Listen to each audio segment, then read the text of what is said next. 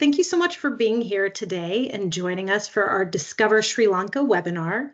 My name is Rebecca. I'm the Asia Program Director here at Mountain Travel Sobek, and I'm really looking forward to sharing this next hour with you all and getting to talk about Sri Lanka and why it's a destination near and dear to my heart, what makes it so special, and then the how. How are we at Mountain Travel Sobek using the best of Sri Lanka to do what we do best and bring a really wonderful trip to life full of adventure and culture and immersion, one that we're calling Tea Trails and Temples, which really captures the essence of Sri Lanka.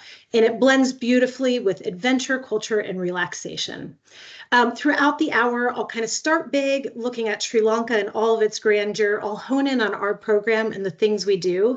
And towards the end, we'll move it to talk a little bit about logistics, how to join, what the actual trip will look like. And finally, with whatever time left, we'll take questions and answers. So if you have any questions, feel free, drop them in the chat box. My colleague is managing that. And if we don't get to them today, we'll make sure to follow up with you shortly and get the answers to your questions. So once again, welcome to Experience Sri Lanka with Mountain Travel Sobek. So I'd love to start talking about why we love Sri Lanka. And one of the things that comes to my mind when I think about what makes this such a special destination and really a great place for a Mountain Travel Sobek trip, it's a diverse island and it's compact in size. And when I talk about the diversity, that's in so many realms, from natural to cultural to religious, the list goes on. And I'm going to start to share some of these elements, the elements that make this so diverse and allow us in a short span of time in a 13-day program to really offer so much. So it's small in size. Just to put it into a little context, it's about the size of Ireland. However, within that small landmass, you can go from golden beaches to misty highlands, ancient cities, and rainforest. And all the way throughout, you're passing through biodiversity hotspots, which means that these are regions where there are endemic species that are only found in Sri Lanka, and just the magnitude and the scale of the diversity, it's hard to describe. So hopefully as this hour progresses, you'll get a little taste of what that looks like. But to give an example, it's possible to go from watching elephants in the wild to sipping teas up in the hills, and even that same night enjoying sunset under swaying palms, all in the span of a day. It's also a wildlife paradise.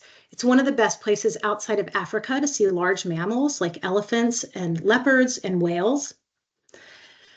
It's rich in culture, over 2,500 years of recorded history and many ancient civilizations, of which there's still some remnants and ruins, which are well preserved today, and we'll get the chance to go visit. And in terms of that cultural tapestry, it's made up of communities that are Buddhist, Hindu, Muslim, and Christian, and all of that diversity creates a really wonderful tapestry that you get to see when you experience the festivals and the art and the architecture, which happen year-round. It's also a place of great spiritual depth. It's primarily a Buddhist country, but as I just mentioned, there's many other traditions as well. And it's a place where the spiritual life is really woven into the landscape and the daily rhythms. And without a doubt, when you travel there and when you travel with us, you'll get to really get a sense and a feel for that deep spiritual quality that a lot of the people there hold. A highlight for us as well is the amount of UNESCO World Heritage Sites, and those span everything from cultural capitals also to natural reserves, and we go to 5 of them. And finally, and I think this one is maybe one of the most memorable, when I think of what really makes a destination stand out, it's the people and the hospitality.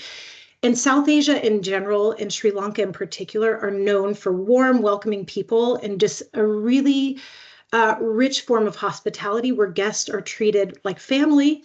Even more, you're really welcomed in. And I have no doubt if you travel with us, you'll be treated like family, like you belong, and you'll be invited back by many of the people that you meet along your journey. So I want to put all of this into a little context geographically.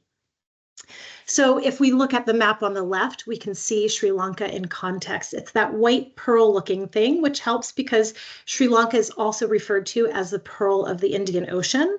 And as you can see from that map, it's located kind of right in between the Middle East and Asia. And as such, it was on the middle of a number of different trade routes throughout history, which means culturally it gets a lot of layers from all of the people that passed through.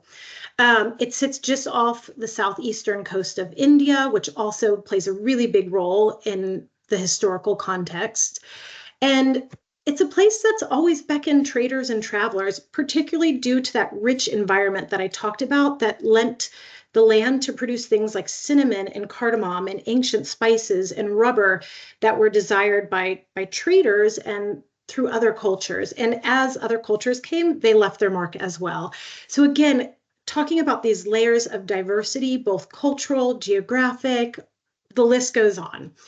And as you can see on the map in the right, you get a good sense of the lay of the land, and you can see these huge stretches of coast that are known for their beautiful beaches and lagoons and coral reefs, and that's the coastal belt.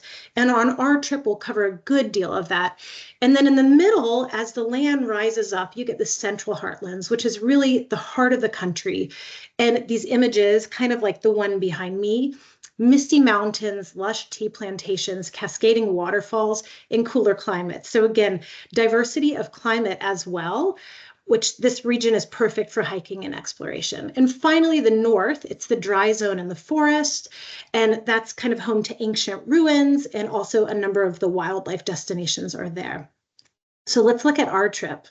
So just to go back and forth really quick, so you've got our map, and then the big one. And one of the things I'm really proud about is we cover quite a lot, actually, particularly of the destinations that really pack a big punch. So the Central Highlands, like I mentioned, are home to ancient civilizations and the UNESCO World Heritage Sites. And while we're there, we've interspersed hikes and cultural adventures.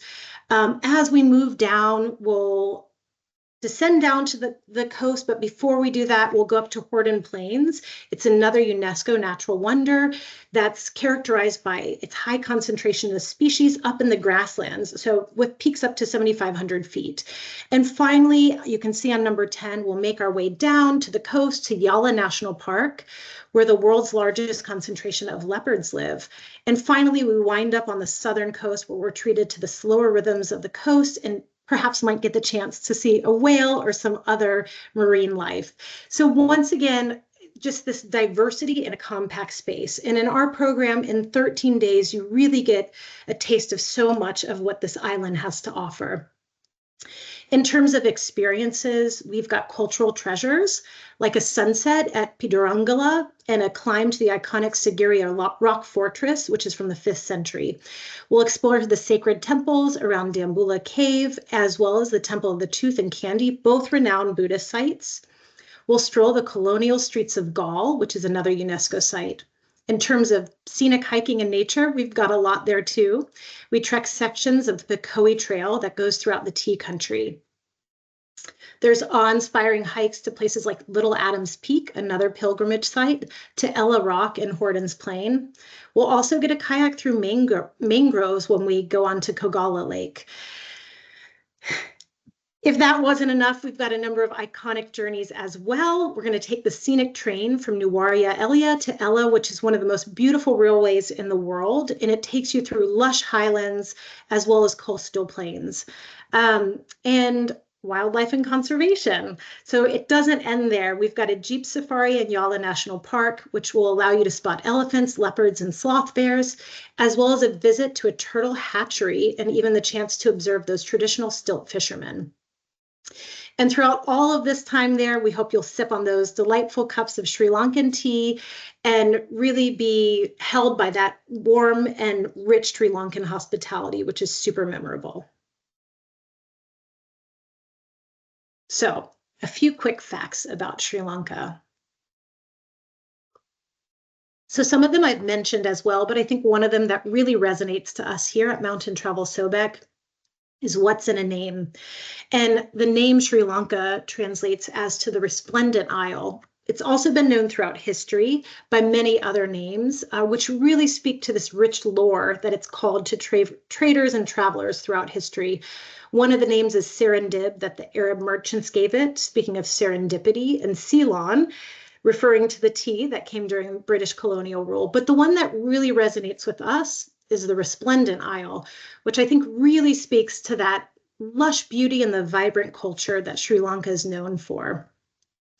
And again, within that resplendent isle, it's a land of striking contrast from ancient cities and misty highlands, timeless rituals and modern rhythms, where history and myth blend seamlessly. It's really an evocative place, and I know that when you go there, you'll feel the same. So let's look a little bit at the culture. So we talked a little bit about names and the name Ceylon, and Sri Lanka is renowned for its tea, which is a legacy of the British and the colonial era when tea replaced coffee. Those highlands, which you can see in that picture on the top right, they're cool and they're misty, and they're the ideal location to grow tea. And the climate and the soil make it one of the top tea producers in the world. So what's unique about the tea? So it's bright, it's got an aromatic flavor, and it really varies from region to region. So again, these microclimates that allow you to see so much diversity in a compact space actually also really impact the tea flavor. And so while you're there, you'll get the chance to walk and experience these rolling green hills and see people picking tea fresh off of the leaves and get to actually experience how it's produced within a factory. So this heritage is also really experienced firsthand on one of our treks, where we'll go to parts of the Pekoi Trail, which wind, as you can see in that picture up there, through really beautiful scenic tea estates and offer a great view into one of Sri Lanka's most iconic exports. Another thing that I think is really interesting when we look at the culture is Ayurveda. So Ayurveda means the science of life, and it's an ancient practice of healing that's found both in South India as well as Sri Lanka. And it's a testament to the biodiversity of this region and the mountain ranges and what can grow between the coast and the hills. Sri Lanka is home to thousands of native plant species, and the lush forests and the fertile highlands mean that it's kind of a natural pharmacy for developing rich traditional herbal medicines. And over the centuries, local healers have used plants, ones called gatukola, cinnamon, neem, and sandalwood, which are often, at least historically, were only found on the island, to make natural potents and just to provide a holistic style of healthcare. Today, it's really interesting. You'll actually see a hospital with modern medicine alongside an Ayurvedic hospital, as the country really seeks to find this balance with honoring their heritage and really pulling in from that richness of the land and all that it has to offer. As a traveler, you'll get to experience this as well. Through herbal treatments, also spice garden visits that we'll do.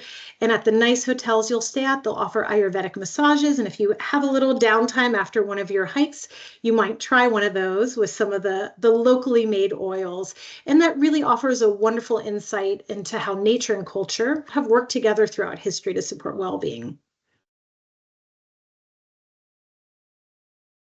Here are just a few pictures, again, that speak to that resplendent isle and the culture and the diversity of the landscape.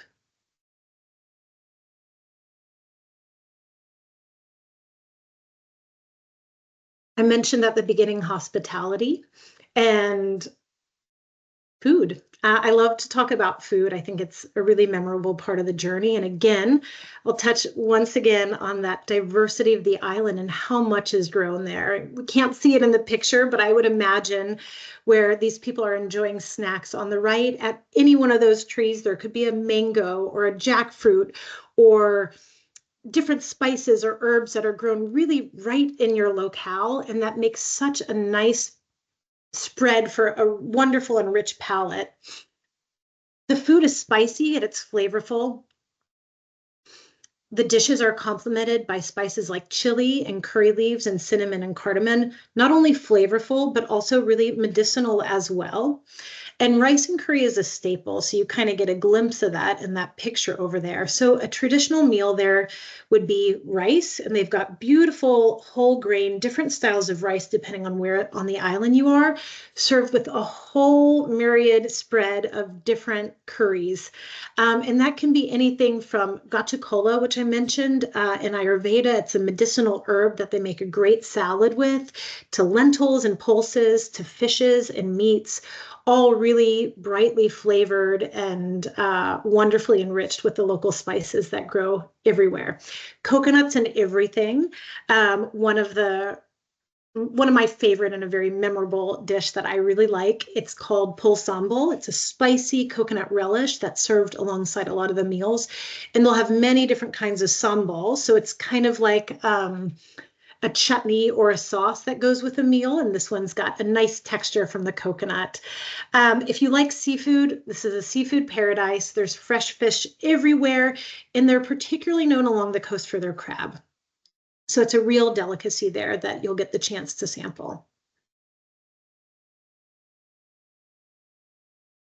So I'd like to look a little bit at our itinerary and how within these 13 days, we've really thought about how to carefully craft a balanced itinerary that provides an immersive experience and will connect you to those rich cultural elements that I talked about, Sri Lanka's ancient heritage, as well as the natural beauty and the wildlife, all while moving in a really logical and comfortable progression around the island. And of course, staying at beautiful places, which we'll look at in just a minute. So to start on day one of the really nice things about this area is you start and end in the same place. And so you can get your flights in and out of Colombo, which is a great destination. We've got a really nice hotel right on the beach. So you start with a gentle arrival and a transfer, which allows a really relaxed tone after a long travel to the region. And it gives space to acclimate while enjoying the coast and a great swimming pool and some of that wonderful coastal food I talked about. On days 2 and 3, we'll move inland up to higher ground into Sigiriya, which is home to that iconic, we've got it on that top left. It's the Lion's Head Rock, 5th century settlement that's left and preserved as a UNESCO World Heritage Site. We'll start our first night with a sunset hike to kind of really take in the views. So kind of that image you see on the left. And then the next morning, once we're warmed up a little bit, we'll climb to the top of Sigiriya Fortress, which also provides spectacular views of the whole region below. Nearby are Dambulla Cave, which is a temple complex with Buddhist art dating back to over 2,000 years ago. Days 4 and 5, we'll keep heading upland into Kandy, which is the cultural heart of the island and a real cultural epicenter today. And there you'll get to experience the famous Temple of the Tooth and start to explore those lush surroundings of those tea plantations on the Pekoi Trail, which will really get you connected and immersed within the local life as you kind of walk through the region's stunning mountain vistas, and you'll capture views of the mountain ranges like Knuckles Range. Days 6 and 7, we're climbing up higher and higher into elevation, into the cool and scenic tea country around Nuwara Eliya, which, like I said, it's famous for its tea plantations. We'll stay in a very old colonial house there, which is a lovingly restored boutique property. We'll visit a tea property and see some of the temples, and then we'll hike in Horton's Plains, which is a national park, which is renowned for its soaring and expansive and dramatic views that really showcase Sri Lanka's biodiversity. Days 8 and 9, we've got a scenic train ride to Ella, which is often considered to be one of the most beautiful rail journeys in the world. And it really allows travelers to experience the lush landscapes from a unique perspective. You can go, if you go in the in-between carriages, get the wind in your hair and really, really feel like you're part of that scenery. From there, we'll do a hike on the Pekoi Trail again as we meet up with another branch of it, and we'll get to experience the forest and just another ecosystem. And on day 10, we'll start to descend down from the highlands to Yala National Park, where we'll go on a safari, where we'll get the chance to spot elephants and leopards and other natural species in their natural habitat. And finally, towards the end, we'll finish along the southern coast with visits to charming coastal villages, historic Galle Fort, another UNESCO World Heritage Site, and a turtle conservation community. Towards the end, we can embrace the rhythms of the water with kayaking, as well as a sunset cruise that really allows us to kind of take in that beautiful experience that we've just had and slow down as we get ready to transition back. So that's the flow of the trip, and it's one we're really excited about. And again, I think speaks to how much you can do in a short span of time. So I just described a rich and a full itinerary that speaks to the island's diversity, but rest assured, each night you'll get to relax in beautiful properties that we've carefully selected, not just for comfort, but also really for their unique cultural or historical significance, which really add an extra layer of richness to your journey. On the bottom left, you can see the Grand Hotel in Nuaria Elia. It's an iconic colonial era hotel and a real gem, I would say. You get that British colonial sense, and it's surrounded by gardens and, again, cool, misty air. It was established in the late 19th century, and it really exudes that old world charm that you'll find in parts of Sri Lanka. It has Victorian architecture, sprawling gardens, and teak interiors. And that will really give you that glimpse into the colonial past and the legacy as a hill station, a place where the British went to get some cooler weather and also kind of the epicenter of the tea growing region. On the top right, we have another unique property. That's the Heritance Katalama. It's nestled harmoniously in the jungle near Sigiriya, so it's your second destination. And it's renowned for its award-winning eco-friendly design by one of Sri Lanka's most well-known and South Asia's most well-known architects, Geoffrey Bawa. The architecture really seamlessly merges the natural environment with rooms and public spaces that have sweeping views of the lake below and the forest. And it's a great way at the beginning of your trip to slow down and relax. On the bottom right, you can see our property outside of Yala National Park. And just in the distance, while we can't actually see it, it's the coast. So you're kind of where the coast meets the forest and where the forest meets the safari.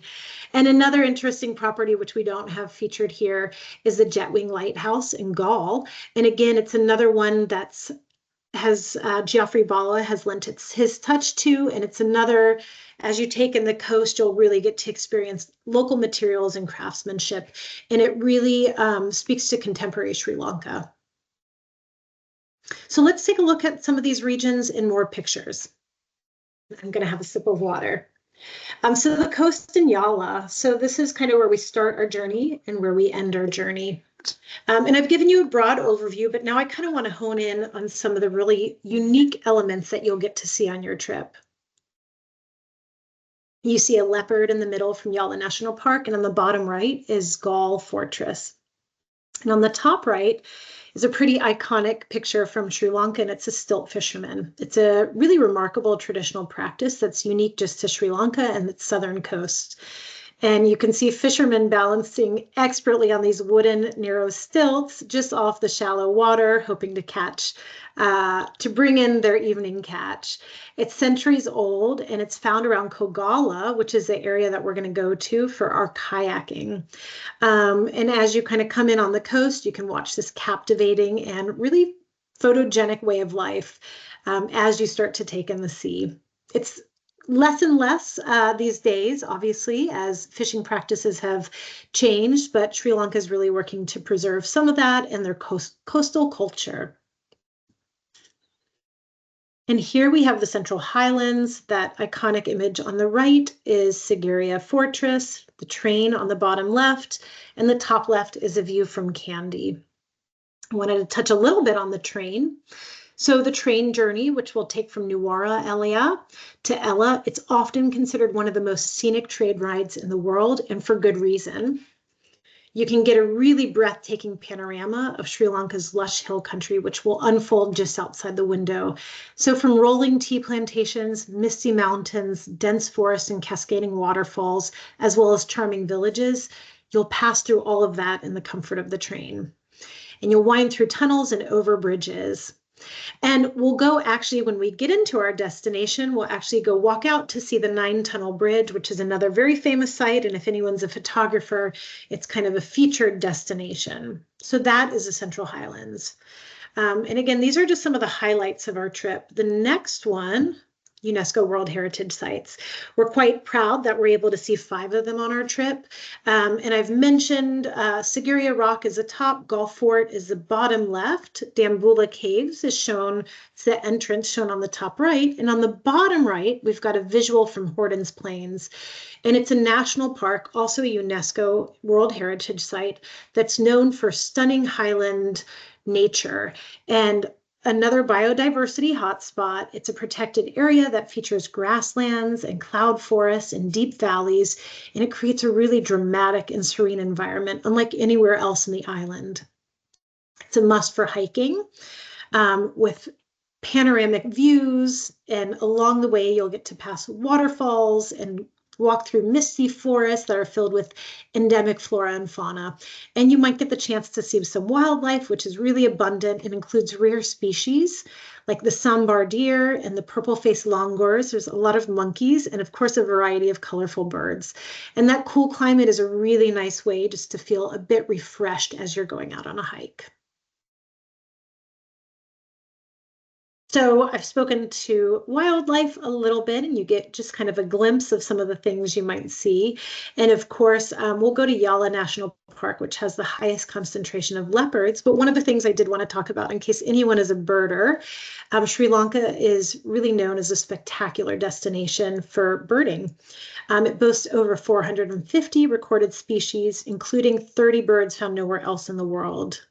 And as you go from rainforest to wetlands and the grasslands to the highlands, it's really an ideal environment for a rich variety of bird life.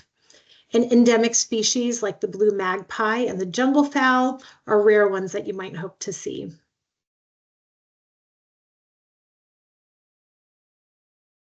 And it wouldn't be a mountain travel trip without adventure. And so I just wanted to take a minute to highlight some of our multi-adventure activities. We have everything, of course, from hiking to kayaking to 3-wheeling journeys to the train, as well as a boat ride at the end. And it really, I think our selections of adventure really highlight the incredible diversity of the island. So from hiking ancient rock fortress and scenic mountain trails like the Pekoi Tea Trail, as well as Little Adams Peak to the wildlife safari, every day can offer a new adventure, as well as a chance to connect with locals. And then some unique experiences like the train ride and the kayaking, and of course that tuk-tuk journey. So on the bottom left are the 3-wheelers, which are ubiquitous in Southeast Asia, and quite a great way to get to experience the landscape. As you're much closer, the air is in your face. It's not too long, so don't worry, but it's enough to really get a feel for it. And it's as we take it up into the tea plantations to start our hike, I think it's a really great segue into the adventure that holds us on this trip. And this variety really ensures that we stay energized and engaged. And I think it really nicely balances cultural explanation with nature immersion, as well as active outdoor fun to create a journey that's both dynamic and deeply memorable. So one of the reasons I know you're here, our guides are renowned throughout the world, and they're exceptional because whether you're with us in Sri Lanka or the Dolomites or in any of our destination, you know that our guides combine deep local knowledge, genuine passion, as well as extensive experience. And the guides that you have over here each have around 20 years of experience of guiding trips in Sri Lanka, ensuring immersive and memorable travel experiences that are not only fun, but safe. And by being with them and locals, they'll lead you not just to fascinating stories and cultural insights, but hidden gems that are hard to find. And they're the ones who really bring these destinations to life. And so we're really happy to have Farlan, Raja, and Shabib with us. And I can speak for each of them, their warm, attentive approach, and just, again, that hospitality that I mentioned really goes such a long way to ensuring that every guest feels cared for and really connected to the place. I think they definitely embody the island's renowned hospitality and friendliness, and they'll bring a mix of professionalism and real, genuine warmth, and for sure services that you will definitely remember. So we're very excited for this trip, and I hope you are as well. I hope you're ready to experience the magic of Sri Lanka like never before. And we hope you'll join us for this unforgettable journey that really is filled with vibrant culture, breathtaking landscapes, thrilling adventure, and of course, that warm hospitality. So, without further ado, a little bit more about our adventure. So I do want to let you know that our trip page is probably one of the best places to start to get information. We've got a breakdown of the day by day, from where we stay to what we do to how we get there to how long things take. And that's a great place to get started for any questions. We also have our team is ready to go to help you and answer any personal questions you may have as well. You've got our number over there. And again, our trip page can be found at mtsobek.com, and our specialists will be able to help you. I want to highlight our departure season, January through March and October through December. We've chosen these timings. As I mentioned, it's a diverse area, which means diversity of weather systems as well. And these seasons really allow us to work within the favorable weather windows, which will allow you to enjoy the rich variety of landscapes and activities in comfortable and inspiring conditions.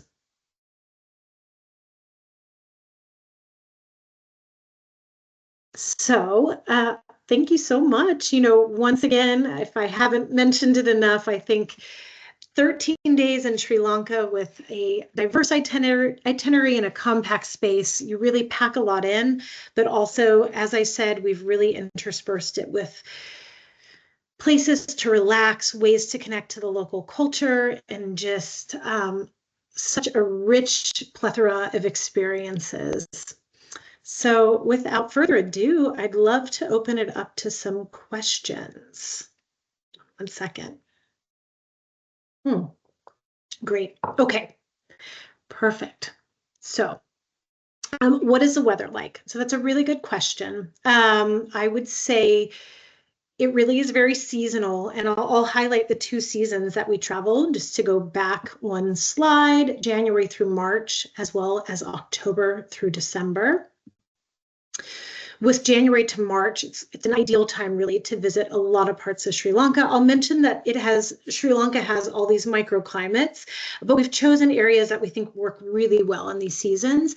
That season, it's known for generally warmer and drier weather along the west as well as the south coast, which makes for really ideal beach days in Negombo and Galle, so the start and the end to our journey. So again, places to really take in a wonderful beach vacation, enjoy some seafood. And then in the hills, where the middle of our itinerary is, you'll enjoy mild, pleasant, and cooler temperatures in the lowlands, which are really ideal for hiking and getting to explore the tea plantations. It's also a really great season for wildlife viewing, as it's a bit more the drier season in Yala National Park, which means that animals will actually come down to gather at the water sources. So that season, January through March, really great. Think about it as sunny skies, comfortable humidity, and minimal rain, making it really great for outdoor adventure. October to December, it's a very tail end of the monsoon, so you'll get a lot more of that lush richness that this island is known for when you've come after the showers. You might expect a little bit of rain, particularly as August comes to an end. And if it happens, it's usually brief, followed by sunshine. And that also helps it to be a little bit cooler during that time and almost lends to a bit of, I would say, a mystical feel, particularly to the highland elevation when you've got those clouds closer to the ground. It's still a good time for wildlife spotting. And by December, so that's October and November, by December, we're running into the drier season, a little bit cooler as well. And so really, no matter when you travel with us, January, February, March, or October, November, or December, it's great. And we'll always offer that diversity to get to see the island in a different, through different conditions, of which I think it really shines well throughout all. Let's see what other questions we have. Okay, this is a good one. What kind of vehicles do we use? Yeah, so depending on our group size, we've got 2 vehicles that we use. If it's a smaller group, we use a Toyota Hiace. It's a very comfortable van that's actually pretty ideal for navigating Sri Lanka's varied terrain. All of our vehicles have air conditioning as well as ample space. So it really ensures a smooth and pleasant ride, whether you're taking in the coastal roads or going up into hill country. If it's a larger group, we use a Toyota coaster bus. So they're quite nice. They're kind of mini coaches, very spacious, and designed for a lot of comfort on longer journeys. Again, air conditioning, fridge, they've got pushback seats that recline, and it just allows for a really relaxed way to travel between our different destinations. Give me one second. It's another good question. Okay, this one is about restricted or special diets and what can the trip support. So I would say this trip works really well for sure with vegetarian diet, pescatarian diet, gluten-free as well. I think if you are worried about cross-contamination, it's just worth it to have a conversation with us. We always want to do our due diligence, but in general, given the cuisine of the region and the heavily rice-based meals, and that's everywhere from breakfast through dinner. There's always rice, and just the places that we stay really can accommodate a wide variety of diets. Always check with us, but in general, I would say this is a trip that works really well with a number of dietary needs, from gluten-free to vegetarian, as well as very healthy. Just thinking about all of the plethora of fruits and vegetables that the island is home to, you'll get to try lots of tropical fruits. So many good ones, actually. I think I'm getting a little hungry. Oh, cool. Yeah. So somebody asked about the hotels and if any of them are historic. So yeah, one of them that's really interesting that I'm quite excited that we're staying at, it's the Grand Hotel in New Elia, and it's from 1828. So it's in an Elizabethan style manor. And again, it's from an area known as Little England. So you can picture it very much in the English countryside. It'll probably feel a little bit like you are. And it's, I can go back. Our website has great pictures, actually, and you'll get a sense for the Tudor style architecture as well as the elegant gardens. I believe it's also home to one of Sri Lanka's oldest billiard tables, was an interesting fact I read. But so that property, as well as all of our other ones, really blend in the beautiful quality of the natural landscape and really work seamlessly with the environment they're in. So that's a really unique heritage property. Some of the others are more modern. I think I mentioned the Jetwing Lighthouse is really employing a lot of modern Sri Lankan sensibilities, but also incorporating some local elements like teak wood and design.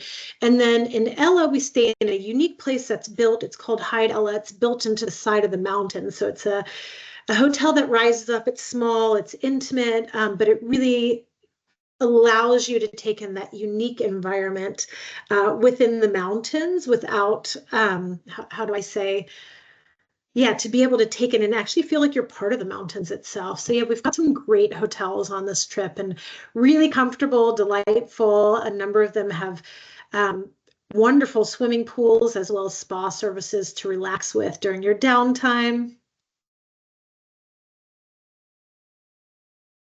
Just looking at a few more questions. Yes, so this one on the longer transfer by bus, how are the drives broken up? So I think one of the things that's so great is on this trip, once we're there, we just have the one international flight in, and we're able to do everything else with transfers that are really, the longest transfer we have would be 3.5 hours with stops. So the distances are, I think, quite relatively very manageable and also scenic and beautiful. So when you're traveling between destinations and our comfortable buses, you're taking in really a dramatically changing landscape.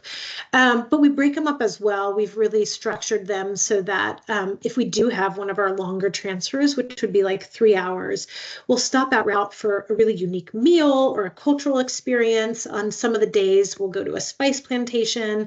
On another, we'll do a tea plantation. There's nice rest stops along the way for breaks and just to stretch your leg and get a little bit of, again, that I think that cultural interaction is so easy to come by there with people being so friendly. So I think I would just highlight that after, long hikes and whatever, it's a really nice way just to watch the scenery change, but also get some elements of interesting cultural experiences interspersed.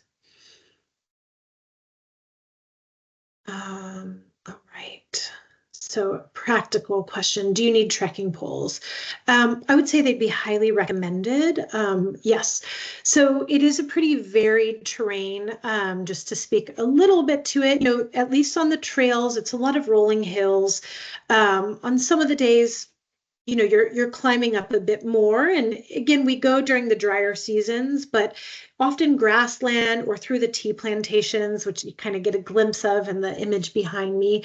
But I think trekking poles are really nice, just to have, and given the varied nature of the terrain. So I would definitely recommend them. And another one, do you need hiking boots? Yes, hiking boots are definitely necessary for this trip.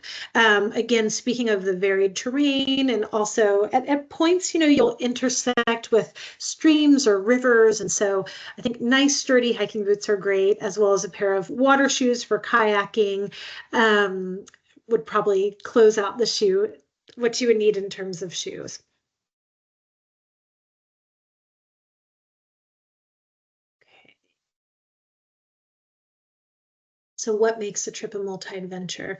Yeah, so we've really interspersed so many things within this trip, from hikes and a number of different ones to hikes, to temples, UNESCO World Heritage sites on top of rocks, as well as to like walking through the high plains and through the Picoi Tea Trail. We've got a number of hikes just through varied terrain. We're also doing kayaking through the mangroves, which I think is really nice. On our penultimate night, we'll do a boat ride to really take in that southern coast and that vast landscape.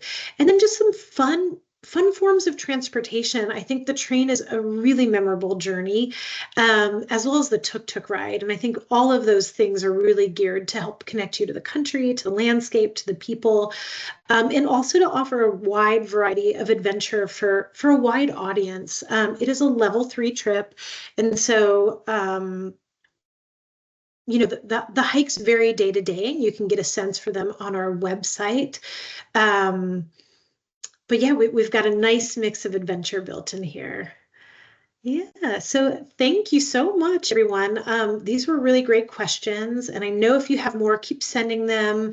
I will definitely be happy to reach out and follow up with any that we didn't get to before. And once again, our website is there for you. We've got a plethora of information there that you can look at and check out our hotels, check out our daily itinerary, check out some facts about Sri Lanka. And again, like I said, I think this is just such a phenomenal destination.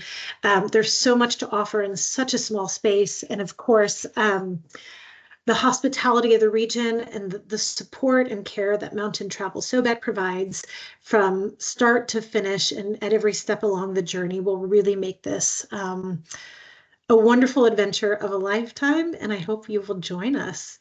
So thank you so much for being here today and sharing this space. And once again, like I said, give us a call, send us an email. We'll be sure to get back to you with any questions you had.